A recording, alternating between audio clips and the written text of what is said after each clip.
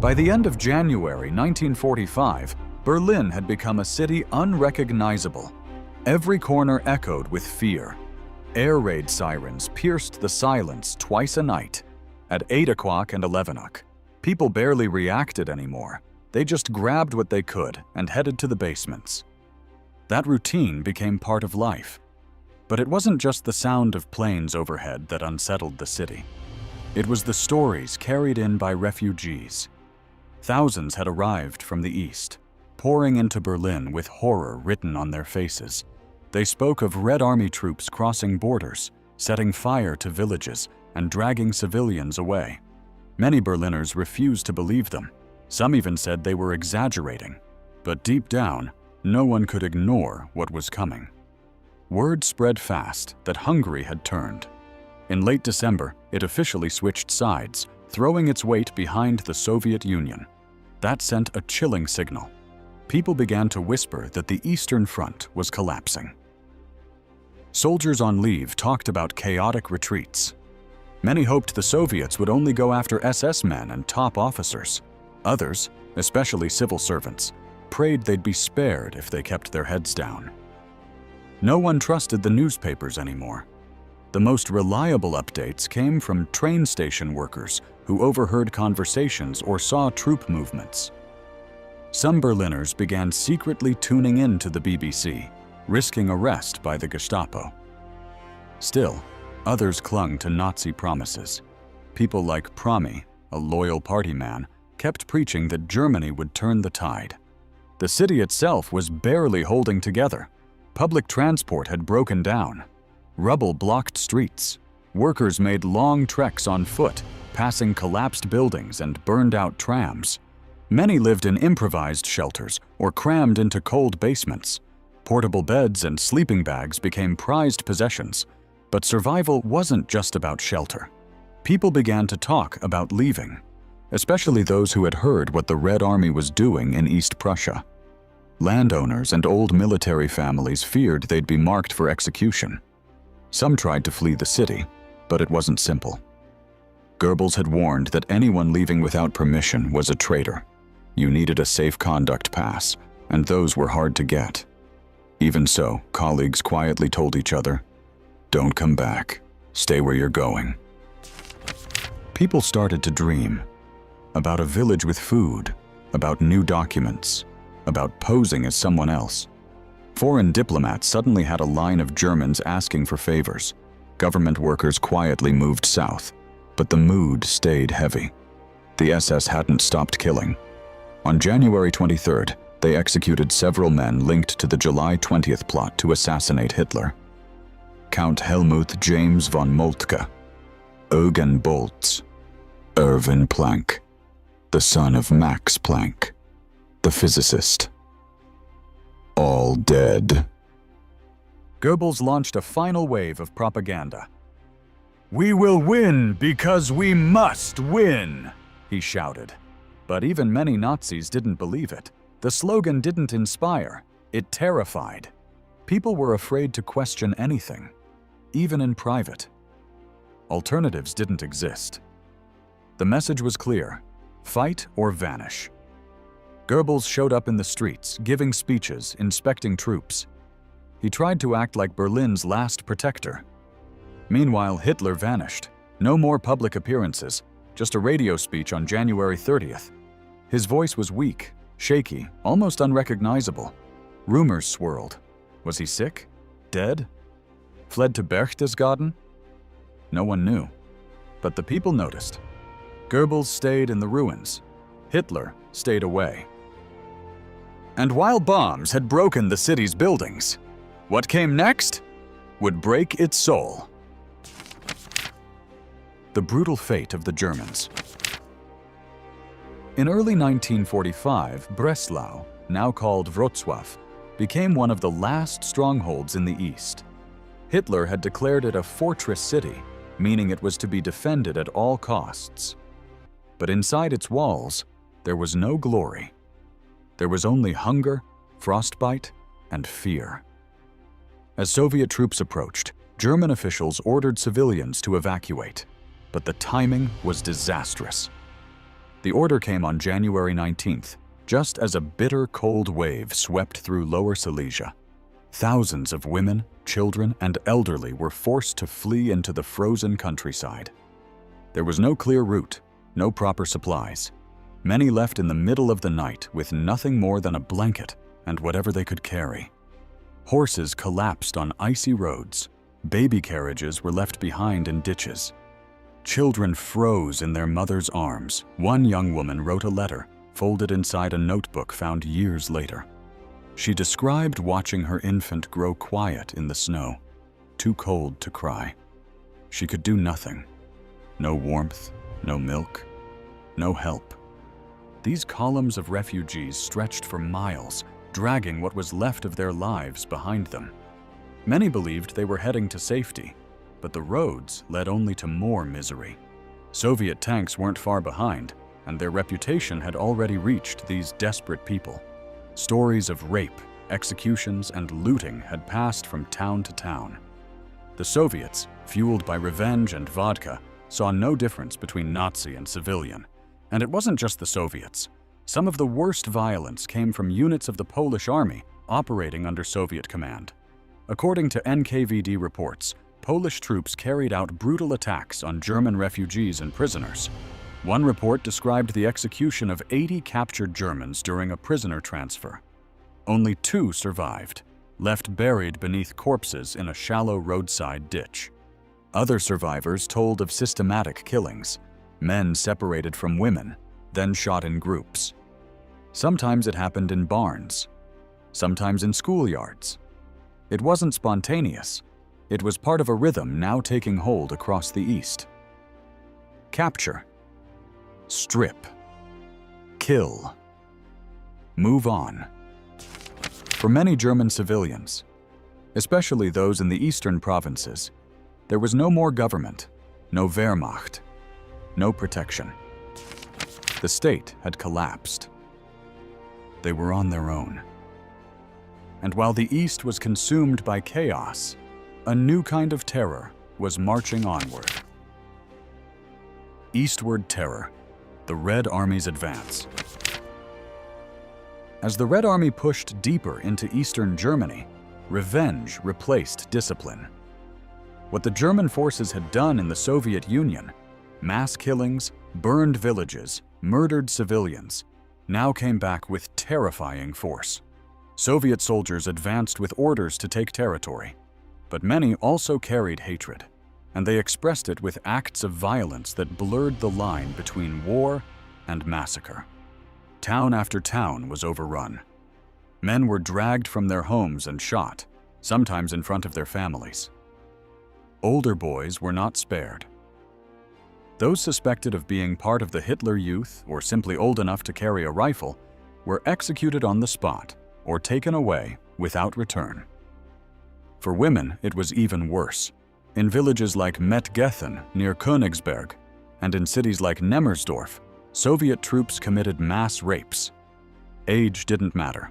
Victims ranged from children to grandmothers. Some were raped in front of their families. Others were taken to barns or basements, passed between groups of soldiers. Many were killed afterward. Some committed suicide to escape what they knew would happen. Others tried to disfigure themselves to avoid attention. But even disfigurement didn't guarantee mercy.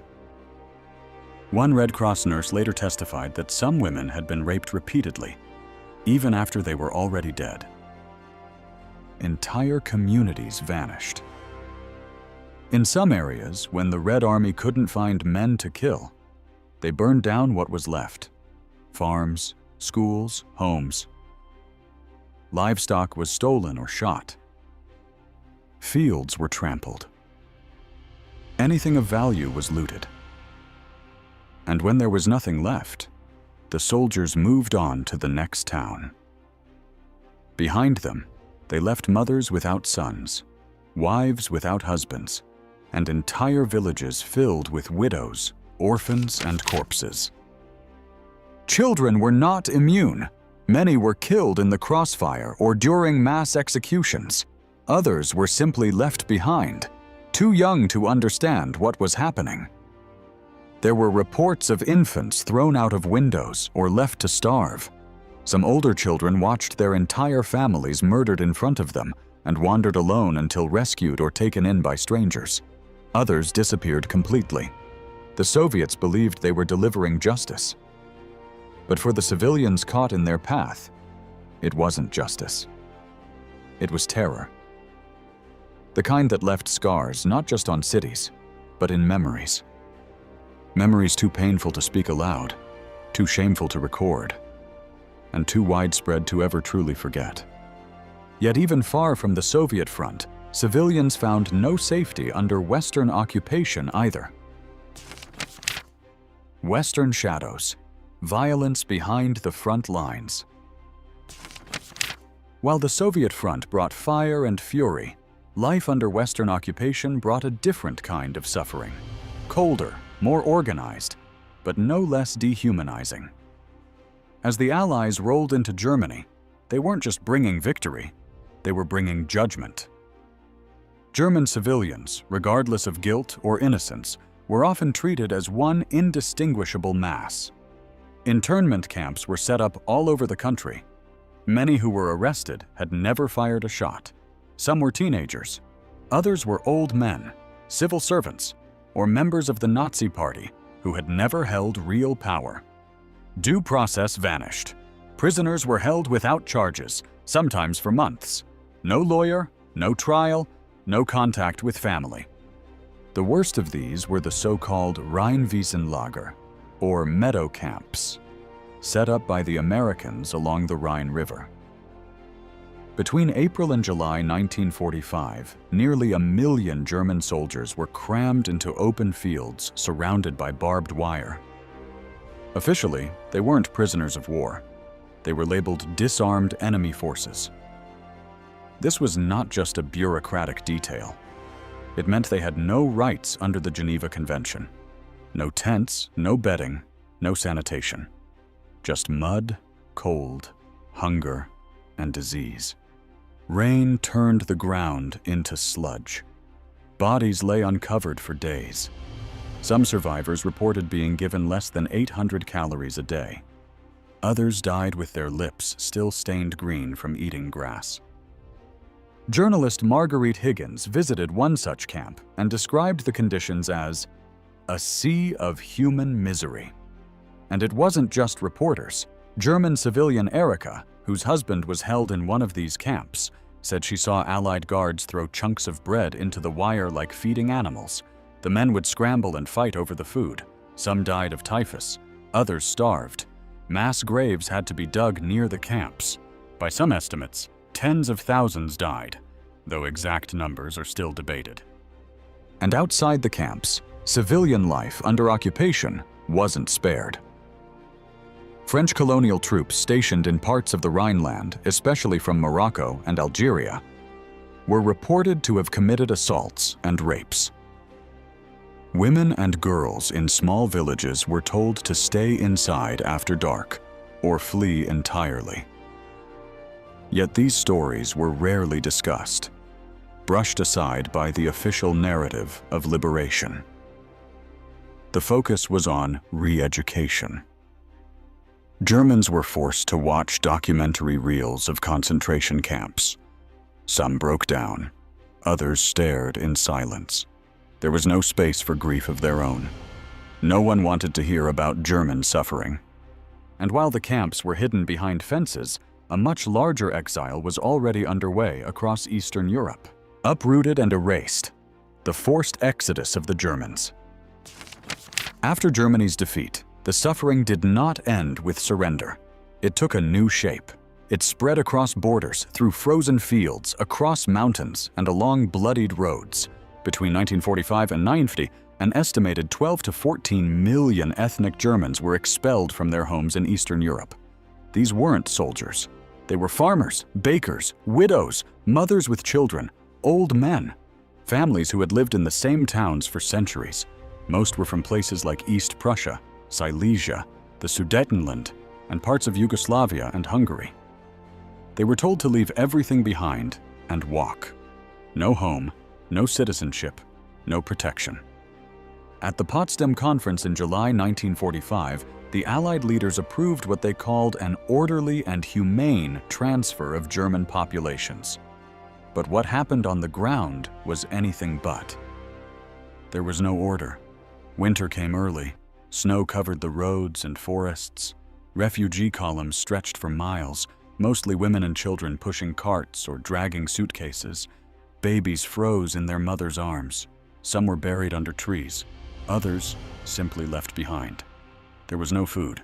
Villages they passed through refused to open their doors. Typhus spread fast. Entire families vanished overnight. One of the worst tragedies happened at sea. On January 30th, 1945, the German ship Wilhelm Gustloff was packed with refugees fleeing East Prussia as the Red Army closed in. It was overloaded, designed for under 2,000 passengers but carrying over 10,000. That night, it was hit by Soviet submarine torpedoes in the icy Baltic. The ship went down in less than an hour. Nearly 9,000 people died, making it the deadliest maritime disaster in history, more than the Titanic and Lusitania combined. Most of them were women and children. This was part of Operation Hannibal, one of the largest naval evacuations ever attempted. In the final months of the war, German ships tried to rescue civilians and wounded soldiers from the Eastern Front, but the chaos was too great. Not all made it out. Back on land, the expulsions turned even more brutal. In Poland, Germans were rounded up and sent to makeshift camps where many died from disease or starvation. Their homes were seized. In Czechoslovakia, the Beneš decrees legalized the mass deportation of Germans and the confiscation of their property. In Yugoslavia, German minorities, especially the Danube Swabians, were targeted. Thousands were executed without trial under Tito's regime. Estimates of the dead range from 500,000 to 2 million, but no final count has ever been confirmed. But in some places, this was more than exile. It was pure vengeance carried out in broad daylight. Liberators turned executioners. Executions of German civilians in Czechoslovakia. In Czechoslovakia, the end of the war did not bring peace. It brought revenge. As German forces surrendered, mobs of civilians, partisan groups, and some local authorities turned against ethnic Germans living among them. These were not soldiers. Many were women, elderly, and children. Residents whose families had lived there for generations. But after 6 years of Nazi occupation, fury had built up, and when the grip of war loosened, it exploded without restraint. One of the first flashpoints was the city of Ústí nad Labem in the north of Bohemia. On July 30, 1945, a mysterious explosion rocked a munitions store. Though no one truly knew what caused it, local Czech authorities blamed the German minority. Within hours, an organized mob formed. Armed with pipes, tools, and anything they could carry, they began hunting down Germans in the city streets. Men, women, and children were thrown off bridges into the Elbe River. Others were beaten to death in broad daylight. Some were forced to carry signs labeling them as fascists before being shot. Around 80 people were killed that day. Czech authorities later tried to frame it as spontaneous, but later evidence revealed it was likely staged to justify future expulsions. Just weeks earlier, in the small town of Postoloprty, another massacre had taken place. As the Red Army passed through and left, local Czech units took over the detainment of ethnic German civilians. In early June 1945, about 700 Germans, mostly men, were gathered in barns, beaten, and then marched to a nearby field. One by one, they were lined up, shot, and dumped into mass graves. The killings lasted for days. No trial, no records, no chance to defend themselves. The Brno Death March was no different. On May 30, 1945, local authorities ordered all German residents of Brno, about 20,000 people, mostly women, elderly, and children, to leave the city immediately. They were forced to walk nearly 50 miles south to the Austrian border. Many were sick or starving. There was little water, no medicine. Along the way, dozens collapsed and died. Some were shot for resting. Others were assaulted by passing soldiers or locals. By the time they reached the camps near Pohojelice, hundreds were already dead. Public humiliations were common. German women were stripped, beaten, shaved bald in village squares. Some were raped, others forced to clean latrines with bare hands. The message was clear: you are no longer part of this land. Still, while cities bled from within, others were being erased from the skies above. Cities in flames. The firebombing campaigns. By 1945, the Allied bombing campaign had turned many German cities into wastelands. It wasn't just about hitting military targets anymore, it had become something else. British commander Sir Arthur Harris called it moral bombing. The goal, he said, was to break the spirit of the German people, to shatter their will to fight. Whole neighborhoods were turned into testing grounds for this new idea of total destruction from above. Hamburg was among the first to suffer on a massive scale. In late July 1943, but again in early 1945, thousands of British and American bombers dropped firebombs on the city. The result was a firestorm so intense it created its own wind, pulling oxygen into the blaze like a giant furnace. Asphalt streets melted. Cellars became tombs. People ran with their clothes burning. Over 40,000 people died in that single operation. And by April 1945, new waves of bombing continued, not to win the war, but to drive the point deeper into the ruins. But it was Dresden that became the most haunting symbol of this campaign. On February 13th and 14th, 1945, just 3 months before Germany's surrender, British and American bombers blanketed the city with incendiaries. Dresden had little military value. It was packed with refugees fleeing the Eastern Front. The skies lit up with explosions. Buildings crumbled. The fires burned for days. Official death estimates range from 25,000 to 35,000, though some say even higher. Bodies were burned beyond recognition, stacked in the streets, carted away with no names, no graves. The city was flattened. Even after Germany surrendered on May 8, 1945, the bombings didn't stop right away. Rail yards, bridges, and towns were still hit in late May. Critics later asked why. Some believed it was about punishing Germany, not defeating it. The line between military action and retribution had blurred. Then came Demmin, a small town in northeastern Germany. On April 30th, 1945, the Red Army arrived. They didn't need planes. The town had already surrendered. But fear spread fast. Residents had heard stories from the east of rapes, shootings, and looting. As Soviet troops entered, over 1,000 people, mostly women, children, and the elderly, gathered along the Peene River. Many tied themselves together in groups. They jumped into the water, choosing death before what they feared would come. Entire families vanished under the surface. The bodies washed ashore for weeks. About 10% of the town's population died in a single night. Even after the bombs stopped, the deeper erasure began, not just of people, but of their identity itself. Cultural amnesia. The destruction of German heritage. After the war, much of Germany's physical world lay in pieces. But what came next was quieter, and in many ways, more permanent. It wasn't just buildings that were torn down. A part of German identity itself was stripped away. In former German territories like East Prussia and Silesia, cities were renamed overnight. Königsberg became Kaliningrad.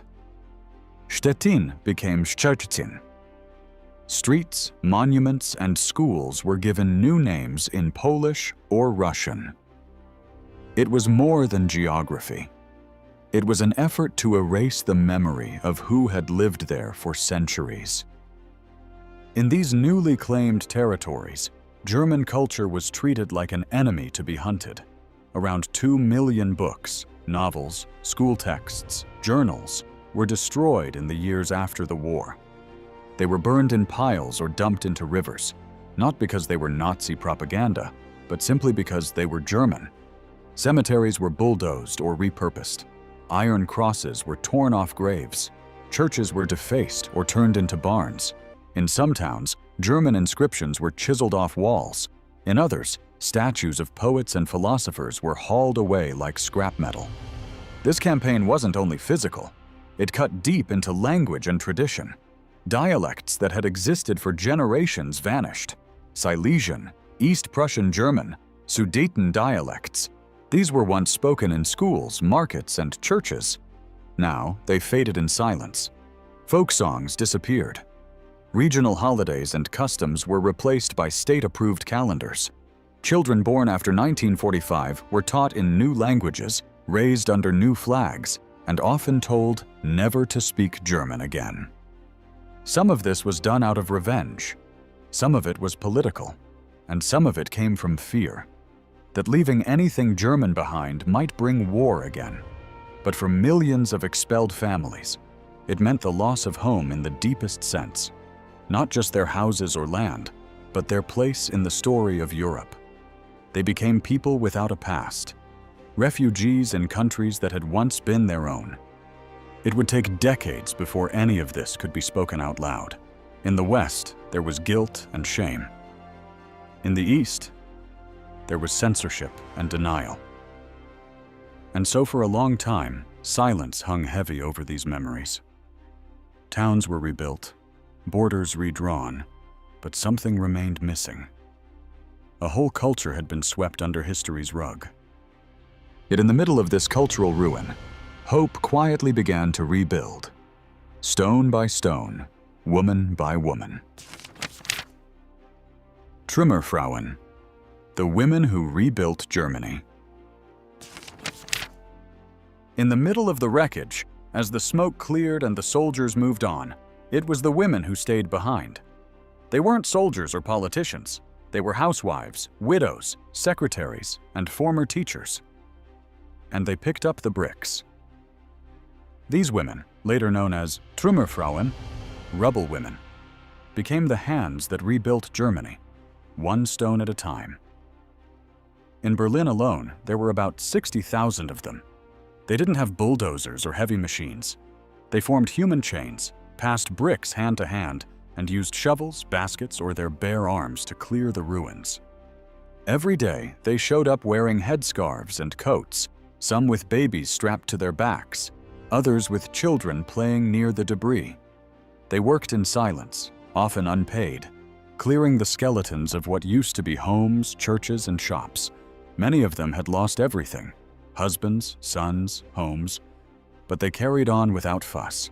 They boiled stones to remove old mortar. They swept the dust. They piled usable bricks in neat stacks. It wasn't just cleanup, it was survival. The cities would not come back without them. In the West, the image of the Trümmerfrauen became a symbol of quiet strength. In East Germany, their role was woven into the official story of socialist pride. There, they were painted as heroines of the working class, rebuilding a better future with their own hands. But in both versions, the truth remained. These women carried the weight of a broken nation while most men were still missing, dead, captured, or lost in the ruins of war. Their work lasted years. Even into the early 1950s, women were still clearing bombed-out areas. The streets they cleared became roads again. The homes they patched together sheltered families once more. But rarely did they speak of what they had seen. The rapes, the hunger, the fear. They didn't ask for credit. Most never got any. But the shape of post-war Germany, from Berlin to Dresden, bore their fingerprints. Their story was mostly passed down in fragments, photos, fading interviews, a mention in school books. But their silence was not weakness. It was the quiet kind of courage that doesn't need a spotlight. They didn't rebuild the Reich. They built something new, brick by brick, while still carrying the ghosts of what had been lost. But what these women rebuilt would soon be divided again, by ideology, by politics, by a concrete wall. A nation split, how Germany became two worlds and the creation of the Berlin Wall. When the war ended in 1945, Germany was no longer a nation. It was a broken shell, carved into 4 zones by the Allied victors, each controlled by a different power: the United States, Britain, France, and the Soviet Union. Berlin, the heart of the old regime, lay deep in Soviet territory, but was split just the same. It was meant to be temporary, but in time, the cracks hardened. By 1949, 2 new German states had formed. In the West, the Federal Republic of Germany, backed by the US and its allies, stood for democracy and capitalism. In the East, the German Democratic Republic was born under Soviet rule, its system rooted in communism and control. What had been one people became 2. The split ran through neighborhoods, families, even apartment buildings. Some streets ended in checkpoints. Others just stopped, bricked off without warning. At first, movement between East and West Berlin was still possible, but the numbers were telling. By the late 1950s, over 2 million people had fled the East for the West, escaping repression, surveillance, and poverty. The GDR couldn't afford to bleed out any more of its future. So on August 13, 1961, without warning, construction began. Concrete slabs, watchtowers, barbed wire. The Berlin Wall wasn't just a barrier, it was a message. You are either with us or against us. Families were trapped overnight. Lovers were separated. Friends who had shared schoolyards now stood on opposite sides of armed borders, and those who tried to cross risked death. At least 140 people died attempting to escape from East Berlin between 1961 and 1989, shot, drowned, or captured and tortured. But the damage ran deeper than geography. In the East, history was rewritten. The regime declared itself anti-fascist, distancing from Nazi crimes but also ignoring Soviet ones. In the West, Germany struggled to face its past, sometimes leaning into guilt, sometimes resisting it. Memory itself was split. One side focused on rebuilding and forgiveness, the other on ideology and silence. Neither told the whole truth. The wall became the most visible symbol of the Cold War. But long before it went up, the divisions were already there, in fear, in stories not told, in pain not shared. And though the wall eventually fell, some wounds never fully healed, especially those buried in silence. The war ended, but not all battles did. For Germany, memory became a burden carried in silence and stone. Pride in rebuilding stood beside shame for what came before. And in the noise of history, many voices were lost. Civilians, children, women erased from the story. But memory has a way of surviving. Beneath the rubble and ruins, their echoes remain. And if we listen closely, they still speak.